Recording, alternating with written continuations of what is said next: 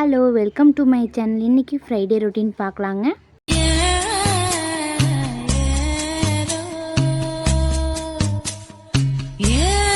இன்றைக்கி ஃப்ரைடே மார்னிங்க கொஞ்சம் நேரமாகவே தோட்டத்துக்கு தண்ணி எடுத்து விட்டுட்டாங்க.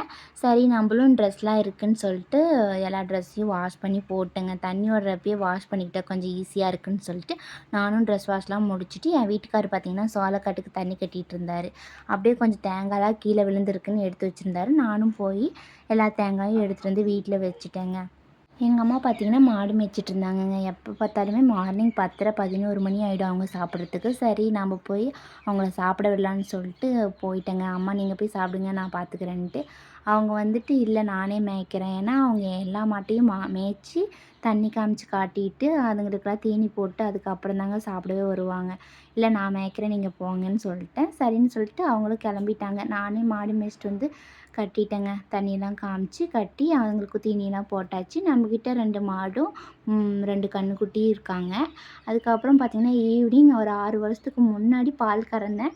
மறுபடியும் 6 வருஷத்துக்கு அப்புறமா இன்றைக்கி தாங்க நான் கறக்குறேங்கம்மா அப்படின்னு சொல்லிட்டு கறந்துட்டு இருந்தேங்க. இந்த மாடு கொஞ்சம் சமத்தான மாடு.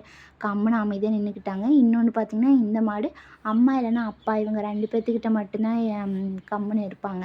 நம்மலாம் போனால் உதச்சிரும் இந்த மாடு. அதனால நான் இந்த பக்கமே போகமாட்டேன், இந்த மாட்டு பக்கமே. நம்ம தோட்டத்தில் கொஞ்சம் சொரக்காய் பப்பாளி தேங்காய்லாம் இருந்துச்சுங்க. வீட்டுக்கு போக மீதி கொண்டு போய் அப்பா கடைக்கு கொடுத்துட்டு வந்துடுறேன்னு சொல்லிட்டு எல்லாமே எடுத்து வச்சிட்டாரு. எடுத்து வச்சுட்டு பால் கறந்து கொடுத்தோம். எடுத்துக்கிட்டு கிளம்பிட்டாரு. பால் சொசைட்டியில் ஊற்றிட்டு நான் போய் கடைக்கெல்லாம் கொடுத்துட்டு வந்துடுறேன் காய் அப்படின்னு சொல்லிட்டு கிளம்பிட்டாங்க. இதுக்கப்புறம் ஈவினிங்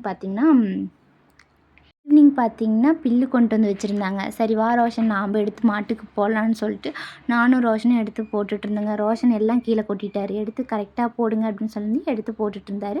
உங்களுக்கு எங்கள் வீடியோ பிடிச்சிருந்தால் லைக் பண்ணுங்கள், ஷேர் பண்ணுங்கள், மறக்காமல் சப்ஸ்கிரைப் பண்ணுங்கள். பாய்.